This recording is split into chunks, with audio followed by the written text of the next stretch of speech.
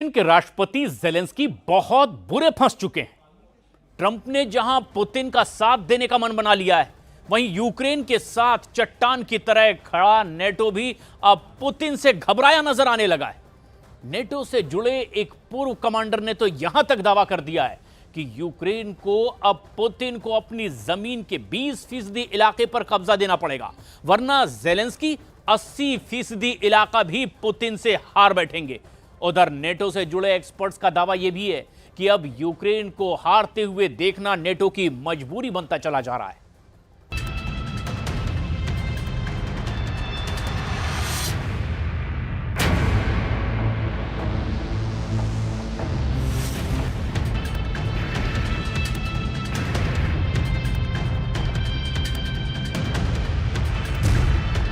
बीस प्रतिशत जीते पुतिन, 80% हारे जेलेंस्की। 72 साल के राष्ट्रपति पुतिन ने 46 साल के राष्ट्रपति जेलेंस्की को 1000 दिन के युद्ध में दिखा दिया है। जंग करना बच्चों का खेल नहीं है। जंग करोगे तो जल जाओगे। अगर यूक्रेन, अमेरिका और नाटो के 32 देशों से पूछा जाए कि 1000 दिन की जंग में यूक्रेन को क्या हासिल हुआ, तो इसका सीधा सा जवाब होगा कि यूक्रेन की तबाही और बर्बादी। आज नाटो के विशेषज्ञ, लीडर और पूर्व कमांडर खुलकर कहने लगे हैं कि यूक्रेन रूस से बुरी तरह से जंग हार रहा है। हम आपको इन 3 तस्वीरों से दिखाने जा रहे हैं कि लगभग 3 साल की जंग में यूक्रेन के पास अब क्या रास्ता बचा है। अमेरिका में राष्ट्रपति ट्रंप की जीत के बाद जेलेंस्की, नाटो और यूरोपीय देश जितना ज्यादा दुखी हैं, उससे कहीं ज्यादा खुश राष्ट्रपति पुतिन हैं।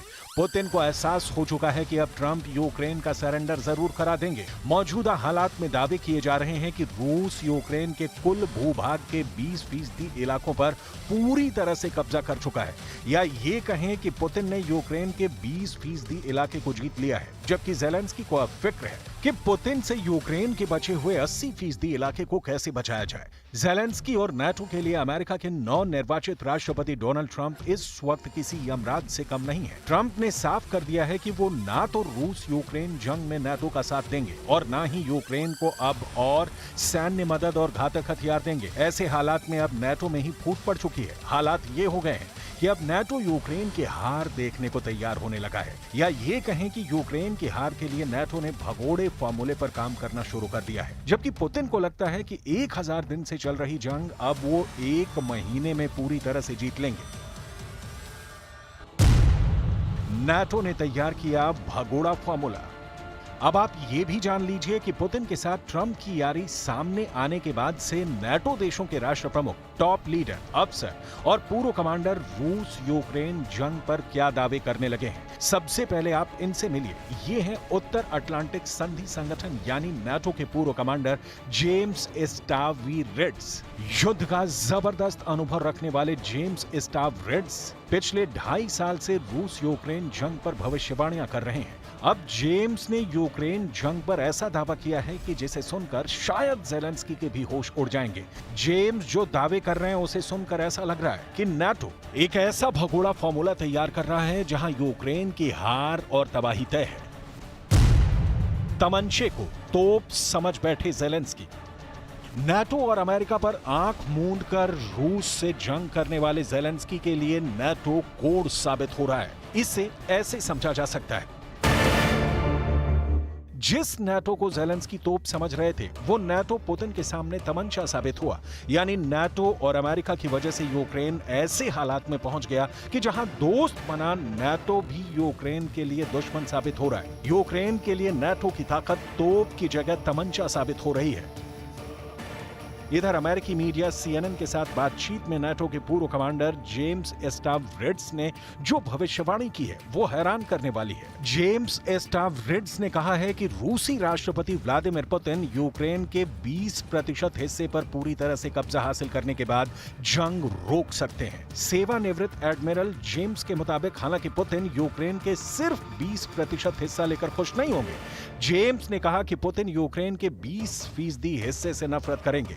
ठीक वैसे ही जैसे यूक्रेनियन अपने देश के 20% हिस्से पर पुतिन के कब्जे वाले हिस्से से नफरत करेंगे। जेम्स ने यह भी कहा कि अगर ट्रंप 24 घंटे में रूस यूक्रेन युद्ध को समाप्त करवा देते हैं तो मैं उन्हें नोबेल शांति के लिए मतदान करने वाला पहला व्यक्ति बनूंगा।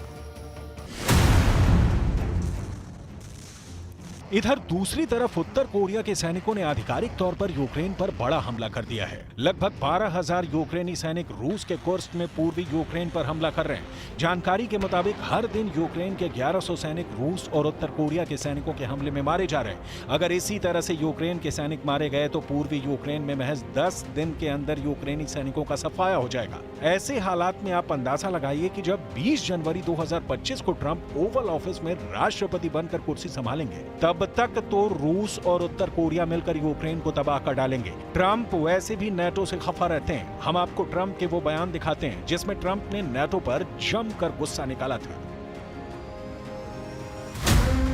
ट्रंप ने क्यों कहा था रूस करे नेटो पर हमला?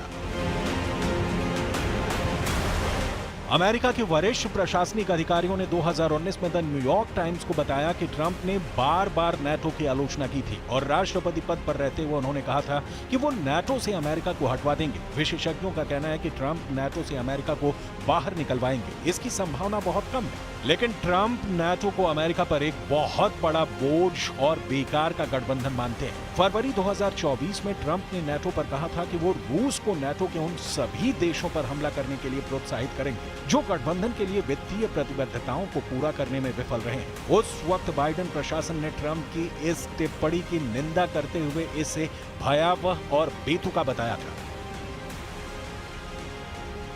इधर जंग के मोर्चे पर पूर्वी यूक्रेन, दक्षिणी यूक्रेन और उत्तरी यूक्रेन में रूस और उत्तर कोरिया की सेना तेजी से इलाकों पर कब्जा कर रही है। 6 अगस्त 2024 से रूस के कुर्स्क में जिस तरह से यूक्रेनी सेना ने हमले रूसी सेना पर किए थे, वो हमले अब यूक्रेनी सेना के लिए काल बन रहे हैं। कुर्स्क के कई इलाकों में रूस और उत्तर कोरिया के सैनिकों ने यूक्रेनी सेना पर जबरदस्त जमीनी और हवाई हमले शुरू कर दिए हैं, जबकि हताश, हार की कगार पर पहुंच चुकी यूक्रेनी सेना को अब वो जरूरी हथियार भी नेटो से नहीं मिल रहा है जिसकी उससे उम्मीद थी। नेटो देश फ्रांस के राष्ट्रपति इमैनुअल मैक्रों ने तो साफ कह दिया है कि अगर रूस के खिलाफ नेटो शाकाहारी बना रहेगा और जंग नहीं करेगा तो ये नेटो को तबाह कर देगा। हम भले ही अब रूस के खिलाफ मांसाहारी ना बने, लेकिन वक्त को देखते हुए हमें सर्वाहारी हर हाल में बनना पड़ेगा, वरना यूक्रेन के साथ साथ यूरोप की हार और तबाही भी तय है। Au fond, pour moi, c'est simple.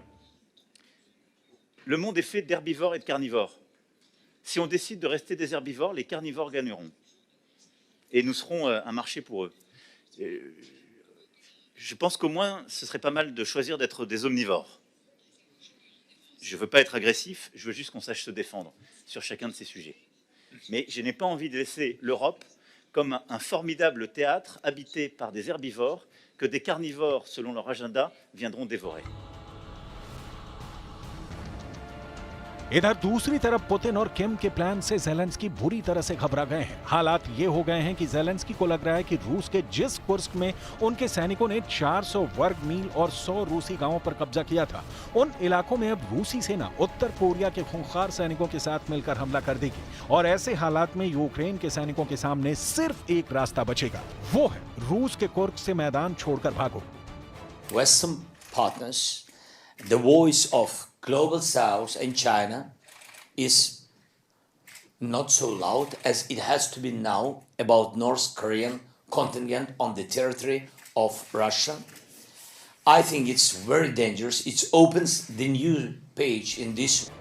इधर उत्तर कोरिया के supreme leader Kim Jong Un ने लगभग 10 दिन पहले पूर्वी तट से समुद्र की ओर इंटरकॉन्टिनेंटल बैलिस्टिक मिसाइल दागी, जिससे दक्षिण कोरिया के साथ साथ यूक्रेन के भी होश उड़ गए। उत्तर कोरिया ने यह मिसाइल ऐसे वक्त दागी जब दक्षिण कोरिया के साथ उसके संबंधों में तनाव है और उसने काफी आक्रामक रुख अपनाया हुआ है। इस परीक्षण के बाद उत्तर कोरिया के नेता किम जोंग उन ने कहा कि देश ने परमाणु हथियारों के इस्तेमाल के लिए एक मजबूत स्थिति हासिल कर ली है। किम का इशारा यूक्रेन और दक्षिण कोरिया दोनों के लिए था।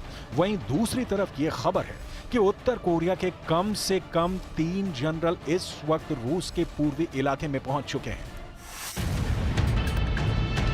अब ऐसे हालात में अगर नेटो यूक्रेन को जंग के अहम मौके पर मदद नहीं करेगा तो ये तय है कि पुतिन और ट्रंप दोनों का मिशन पूरा हो जाएगा। पुतिन यूक्रेन जीत लेंगे और ट्रंप को नोबेल शांति का पुरस्कार मिल जाएगा, जबकि नेटो, यूक्रेन और यूरोप तबाह और बर्बाद हो जाएंगे।